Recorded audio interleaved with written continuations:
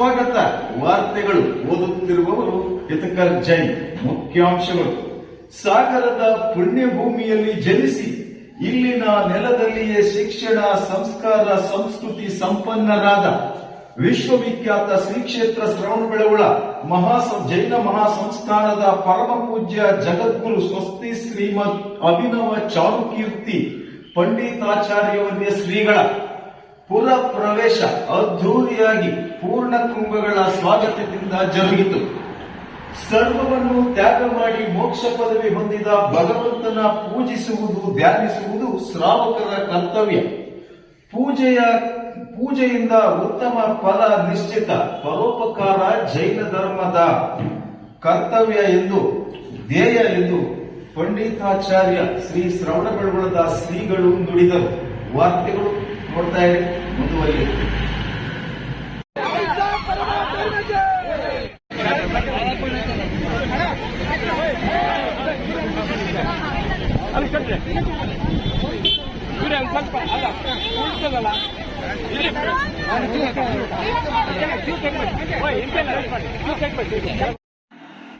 ವಿಶ್ವವಿಖ್ಯಾತ ಶ್ರೀ ಕ್ಷೇತ್ರ ಶ್ರವಣಬೆಳಗೊಳ ಜೈನ ಮಹಾಸಂಸ್ಥಾನದ ಮಹಾಸ್ವಾಮಿಗಳ ಅದ್ಧೂರಿ ಸಾಗರ ಪುರ ಪ್ರವೇಶ. ಸಾಗರದ ಪುಣ್ಯಭೂಮಿಯಲ್ಲಿ ಜನಿಸಿ ಇಲ್ಲಿನ ನೆಲದಲ್ಲಿಯೇ ಶಿಕ್ಷಣ, ಸಂಸ್ಕಾರ, ಸಂಸ್ಕೃತಿ ಸಂಪನ್ನರಾದ ವಿಶ್ವವಿಖ್ಯಾತ ಶ್ರೀ ಕ್ಷೇತ್ರ ಶ್ರವಣಬೆಳಗೊಳ ಜೈನ ಮಹಾಸಂಸ್ಥಾನ ಪರಮ ಪೂಜ್ಯ ಜಗದ್ಗುರು ಸ್ವಸ್ತಿ ಶ್ರೀಮದ್ ಅಭಿನವ ಚಾರುಕೀರ್ತಿ ಪಂಡಿತಾಚಾರ್ಯವರ್ಯ ಭಟ್ಟಾರಕ ಪಟ್ಟಾಚಾರ್ಯವರ್ಯ ಮಹಾಸ್ವಾಮಿಗಳು ಸಾಗರ ಪುರ ಪ್ರವೇಶಕ್ಕೆ ಆಗಮಿಸುತ್ತಿದ್ದಂತೆ ರಾಷ್ಟ್ರೀಯ ಹೆದ್ದಾರಿ 206ರಲ್ಲಿ ತ್ಯಾಗರ್ತೆ ವೃತ್ತದಲ್ಲಿ ಭಕ್ತ ಸಮೂಹದಿಂದ ಬೃಹತ್ ಹೂವಿನ ಹಾರ ಸಮರ್ಪಿಸುವ ಮೂಲಕ ಅದ್ಧೂರಿ ಸ್ವಾಗತ ಕೋರಿದರು. ಕ್ಷೇತ್ರ ಶಾಸಕ ಹಾಗೂ ರಾಜ್ಯ ಅರಣ್ಯ ಕೈಗಾರಿಕಾ ನಿಗಮದ ಅಧ್ಯಕ್ಷ ಗೋಪಾಲಕೃಷ್ಣ ಬೇಳೂರು ಮಾಲಾರ್ಪಣೆ ಮಾಡಿ ಸ್ವಾಗತ ಕೋರಿದರು.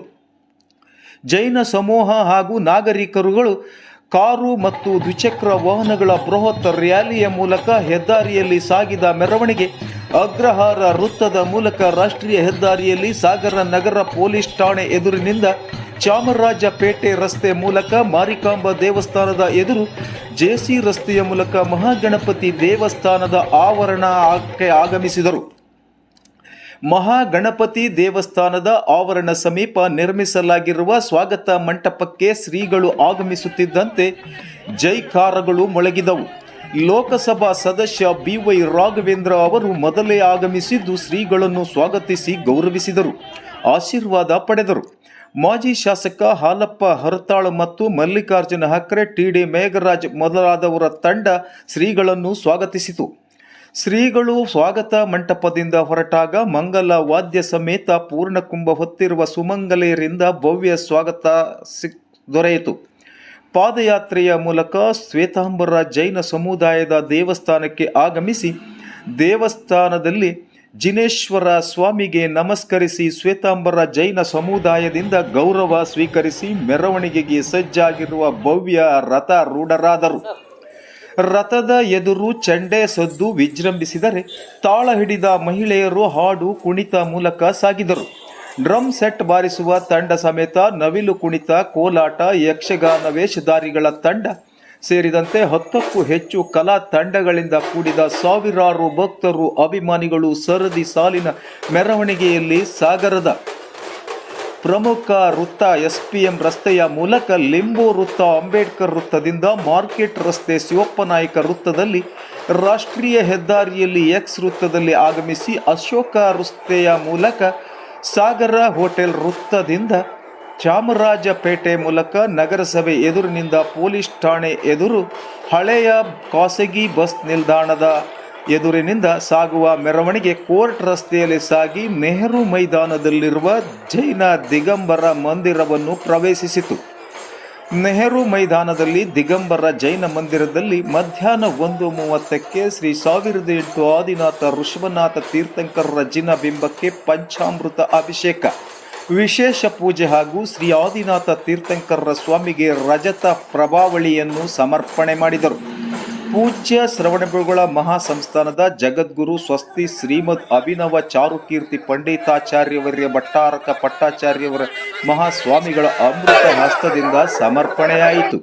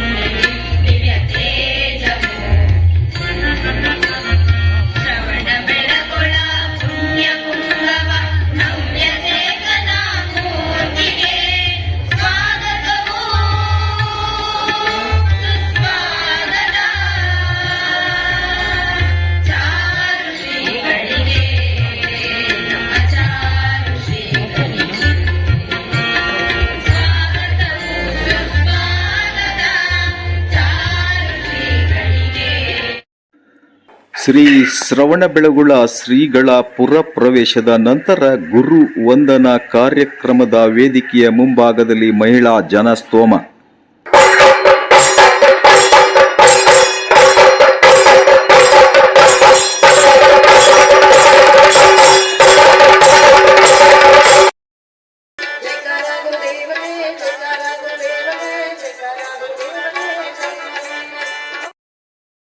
ಸಲ್ಲಿಸಿದ್ದಾರೆ. ಇದೀಗ ಶ್ರೀ ಕ್ಷೇತ್ರ ಸೋಂದಾಸ್ವಾದಿ ಇದೀಗ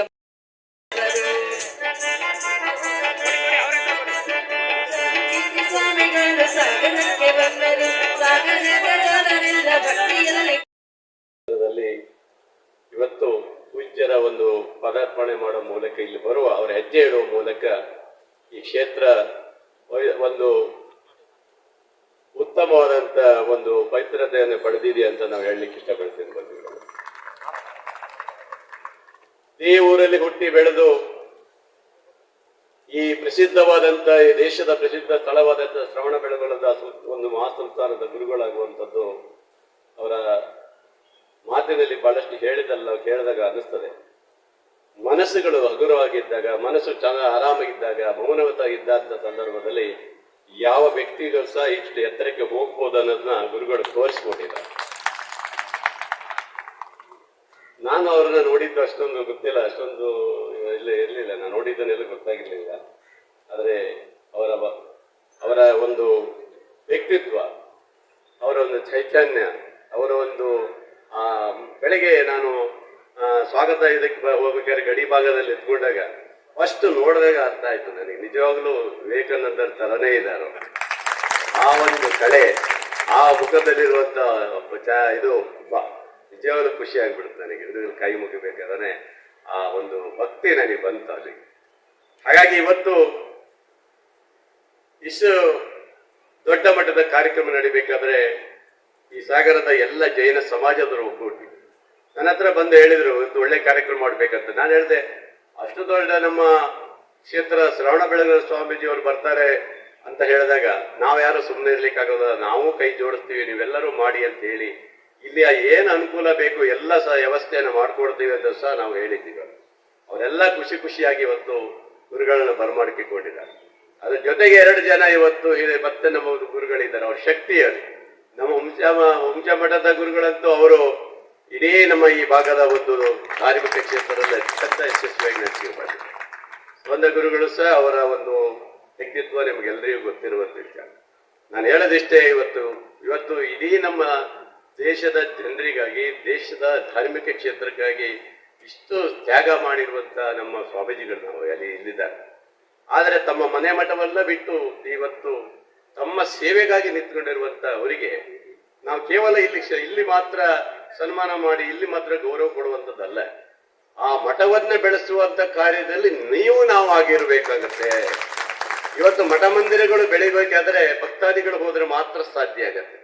ಇಲ್ಲ ಅಂದ್ರೆ ಆ ಮಠ ಬೆಳೆಸಲಿಕ್ಕೆ ಸಾಧ್ಯ ಆಗಲ್ಲ. ಇಲ್ಲ ನಾವು ಸರ್ಕಾರದಲ್ಲಿ ಕೊಟ್ಟು ಹೆಚ್ಚಿನ ಅನುದಾನ ಕೊಟ್ಟು ಆ ಸಂಸ್ಥೆಯನ್ನೇ ಬೆಳೆಸಲಿಕ್ಕೆ ಆಗ್ಬೇಕಾಗತ್ತೆ. ಬೆಳೆಸಲಿಕ್ಕೆ ಸಹಕಾರ ಕೊಡಬೇಕು ಅಂತೇಳಿ ವಿನಂತಿ ಮಾಡ್ತಾ, ಅಂತ ಒಂದು ಸಂದರ್ಭದಲ್ಲಿ ನಾನು ಈ ಸಮಾಜದಲ್ಲಿ ಒಂದು ಹಾರಿಗೆ ಅಂತ ಅಲ್ಲೊಂದು 30 ಲಕ್ಷ ಕೊಡಿಸಿದ್ದೆ ಈ ಸರ್ಕಾರದಲ್ಲಿ. ಎಂಥದ್ದು ಪರಿಸ್ಥಿತಿ, ಸಮುದಾಯ ಭವನ ಕಟ್ಟಲಿಕ್ಕೆ.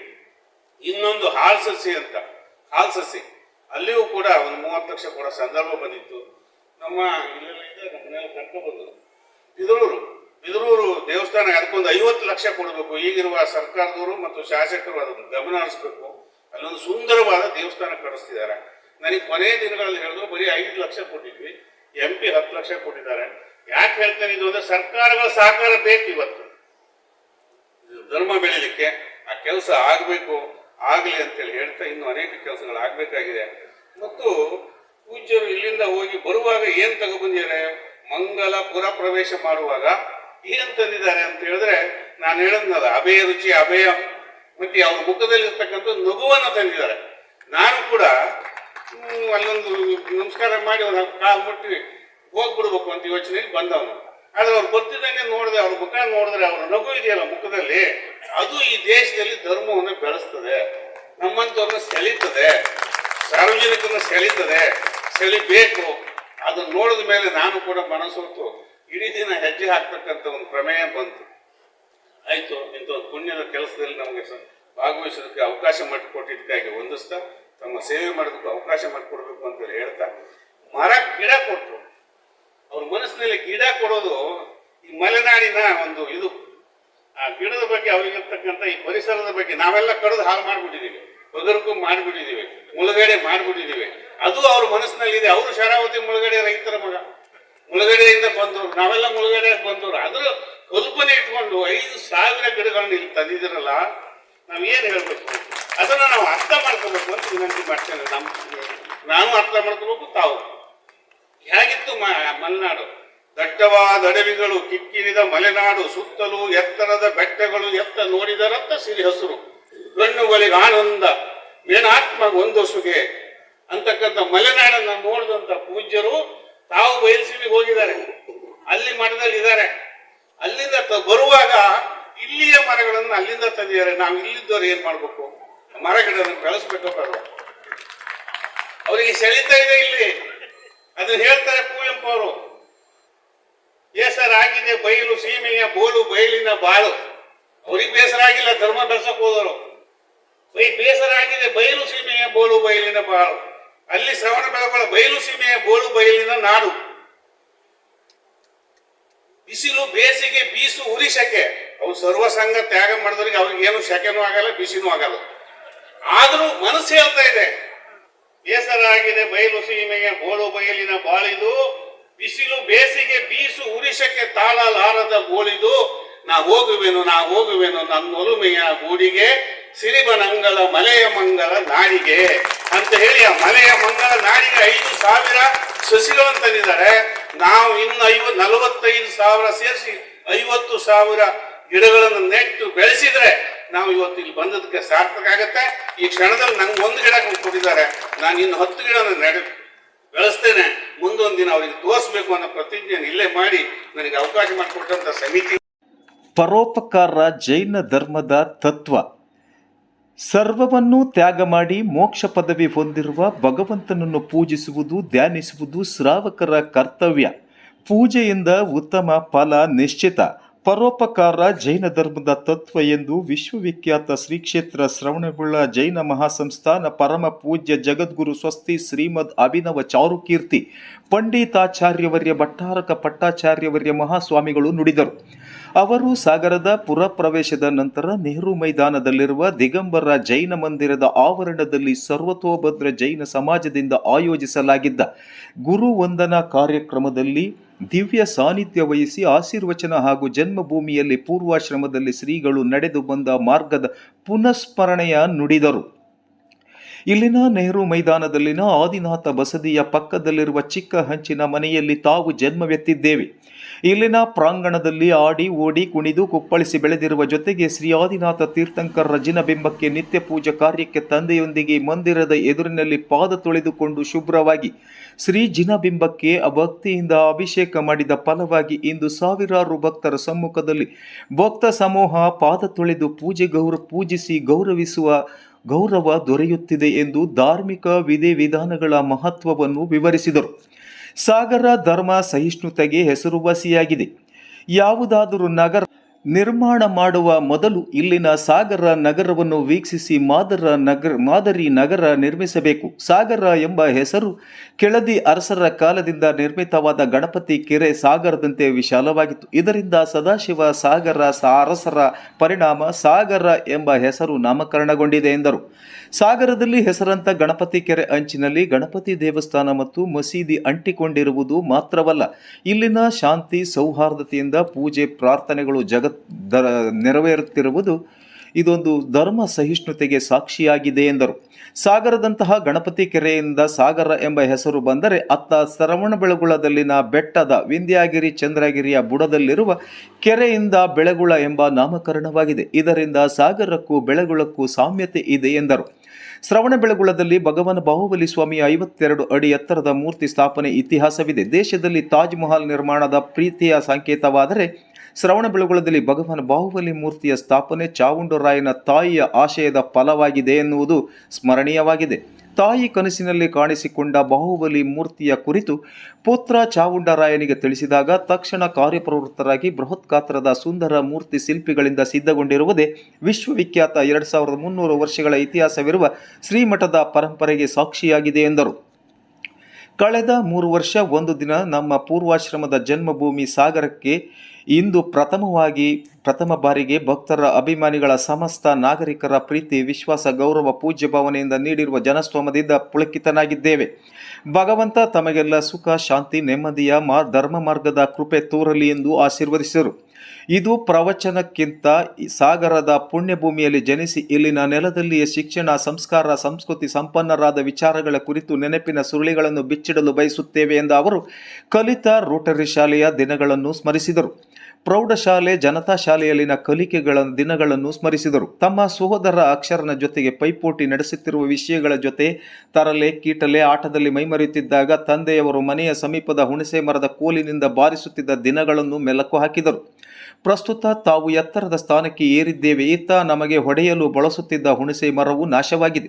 ಇದರಿಂದ ಪರಿಸರ ಸಂರಕ್ಷಣೆ ಹಾಗೂ ಪರಿಸರ ಬೆಳೆಸುವ ಅಗತ್ಯವಿದೆ. ಶ್ರೀ ಕ್ಷೇತ್ರ ಶ್ರವಣಬೆಳಗೊಳದಿಂದ ನಮ್ಮ ಜನ್ಮಭೂಮಿ ಸಾಗರಕ್ಕೆ 5,000 ಮಾವಿನ ಸಸಿಗಳನ್ನು ತಂದಿದ್ದೇವೆ. ಮನೆಗೊಂದು ಮರ ಎಂಬ ಯೋಜನೆಯಂತೆ ಪ್ರತಿಯೊಬ್ಬರು ಮಾವಿನ ಸಸಿ ಪಡೆದು ಜತನದಿಂದ ಬೆಳೆಸುವ ಜೊತೆಗೆ ಉತ್ತಮ ಪರಿಸರ ಹಾಗೂ ಉತ್ತಮ ಧರ್ಮ ಮಾರ್ಗದಲ್ಲಿ ಮಾನವೀಯ ಮೌಲ್ಯಯುತ ಜೀವನ ನಡೆಸುವಂತೆ ಕರೆ ನೀಡಿದರು. ವೇದಿಕೆಯಲ್ಲಿ ಶ್ರೀ ಕ್ಷೇತ್ರ ಹುಂಬುಜ ಜೈನ ಮಠದ ಪರಮಪೂಜ್ಯ ಸ್ವಸ್ತಿ ಶ್ರೀ ಡಾಕ್ಟರ್ ದೇವೇಂದ್ರ ಕೀರ್ತಿ ಭಟ್ಟಾರ್ಕ ಪಟ್ಟಾಚಾರ್ಯ ಸ್ವಾಮಿಗಳು ಹಾಗೂ ಶ್ರೀ ಕ್ಷೇತ್ರ ಸ್ವಾದಿ ಮಠದ ಸೋಂದ ಪರಮಪೂಜ್ಯ ಜಗದ್ಗುರು ಸ್ವಸ್ತಿ ಶ್ರೀ ಭಟ್ಟಾಕಲಂಕ ಪಟ್ಟಾಚಾರ್ಯ ಶ್ರೀಗಳು ಮತ್ತು ಮುಖ್ಯ ಅತಿಥಿಗಳಾಗಿ ಸಾಗರದ ಕ್ಷೇತ್ರದ ಶಾಸಕ ಹಾಗೂ ಅರಣ್ಯ ಕೈಗಾರಿಕಾ ನಿಗಮದ ಅಧ್ಯಕ್ಷ ಗೋಪಾಲಕೃಷ್ಣ ಬೇಳೂರು, ಮಾಜಿ ಸಚಿವ ಎಚ್ ಹಾಲಪ್ಪ ಹರತಾಳು, ಶ್ರೀ ಕ್ಷೇತ್ರ ಒಡಂಬೈಲಿನ ಧರ್ಮದರ್ಶಿ ಎಚ್.ಎಂ. ವೀರರಾಜಯ್ಯ ಜೈನ್, ಚಿಕ್ಕಬಳ್ಳಾಪುರ ಲೋಕಾಯುಕ್ತ ಡಿವೈಎಸ್ಪಿ ವೀರೇಂದ್ರ ಕುಮಾರ್, ಪದ್ಮಶ್ರೀ ಮಹಿಳಾ ಸಮಾಜದ ಅಧ್ಯಕ್ಷೆ ಚಂದ್ರಕಲಾ ಜೈನ್ ಹಾಗೂ ಶ್ವೇತಾಂಬರ ಜೈನ ಸಮಾಜದ ಅಧ್ಯಕ್ಷ ಛಗನ್ ಲಾಲ್ ಉಪಸ್ಥಿತರಿದ್ದರು. ಕಾರ್ಯಕ್ರಮದ ಅಧ್ಯಕ್ಷತೆಯನ್ನು ಕಾರ್ಯಕ್ರಮದ ಸ್ವಾಗತ ಸಮಿತಿ ಅಧ್ಯಕ್ಷ ಗಜೇಂದ್ರ ಜೈನ್ ವಹಿಸಿದ್ದರು. ಗುರು ವಂದನಾ ಕಾರ್ಯಕ್ರಮದಲ್ಲಿ ಕರೂರಿನ ಪಾರ್ಶ್ವನಾಥ್ ಇಂದ್ರರು ಮಂಗಲಾಚರಣೆ ಉಚ್ಚರಿಸಿದರು. ಸಾಗರದ ಶ್ರಾವಕಿಯರು ಸ್ವಾಗತ ಗೀತೆ ಗಾಯನ ಜರುಗಿತು. ಜ್ಯೋತಿ ಲಿಂಗನಮಕ್ಕಿ ಇವರಿಂದ ಸ್ವಾಗತ ಹಾಗೂ ಡಾಕ್ಟರ್ ಮಹಾವೀರ್ ಜೈನ್ ಇವರಿಂದ ಪ್ರಾಸ್ತಾವಿಕ ನುಡಿ. ಮುಖ್ಯ ಅತಿಥಿಗಳಿಂದ ವೇದಿಕೆ ಕಾರ್ಯಕ್ರಮಕ್ಕೆ ದೀಪ ಪ್ರಜ್ವಲನೆ ಮೂಲಕ ಉದ್ಘಾಟಿಸಲಾಯಿತು. ಹಾಲೆಮನೆ ಬಿಪಿ ಸಂಪತ್ ಕುಮಾರ್ ಅವರಿಂದ ಗುರುವಂದನ ನುಡಿಗೈದರು. ಯಶೋಧರೇಂದ್ರ ಅವರಿಂದ ಗುರುವಂದನ ಪತ್ರ ವಾಚಿಸಲಾಯಿತು. ಕಾರ್ಯಕ್ರಮವನ್ನು ಕುಮುದ ನಿರ್ವಹಿಸಿದರೆ ವಿ.ಟಿ. ಸ್ವಾಮಿ ವಂದಿಸಿದರು. ಜ್ಯೋತಿ ನೇಮರಾಜ್ ಸಂಗ್ರಹಿಸಿದ ಮುದ್ರಿತವಾದ ಶೋಭಾನೆ ಪದಗಳ ಪುಸ್ತಕ ಬಿಡುಗಡೆಗೊಳಿಸಿದರು. ಶ್ರೀಗಳ ಪೂರ್ವಾಶ್ರಮದ ತಂದೆ ತಾಯಿಗಳಾದ ಅಶೋಕ್ ಕುಮಾರ್ ಇಂದ್ರ, ಶ್ರೀಮತಿ ಅನಿತಾ ದಂಪತಿಗಳಿಗೆ ಸಮಾಜದಿಂದ ಸನ್ಮಾನಿಸಲಾಯಿತು. ಜೈನ ಸಮಾಜದ ಗುರುವಂದನೆ ನೆರವೇರಿತು. ಸಾಗರ ಹವ್ಯಕ ಮಂಡಲದಿಂದ ಗುರು ಗೌರವ, ವಿವಿಧ ಸಮುದಾಯದ ಅನೇಕರುಗಳಿಂದ ಗುರು ಗೌರವಕ್ಕೆ ಸಾಕ್ಷಿಯಾಯಿತು.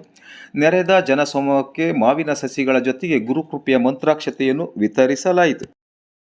ಜ್ಯೋತಿಯನ್ನ, ಹೊಸ ಬೆಳಕನ್ನ ಆ ರಾತ್ರಿ ಹಚ್ಚಿದ್ರು ಅಂತ ಹೇಳಿ ಈ ಸಂದರ್ಭದಲ್ಲಿ ನೆನಪು ಮಾಡ್ಕೊಳ್ಬಹುದು.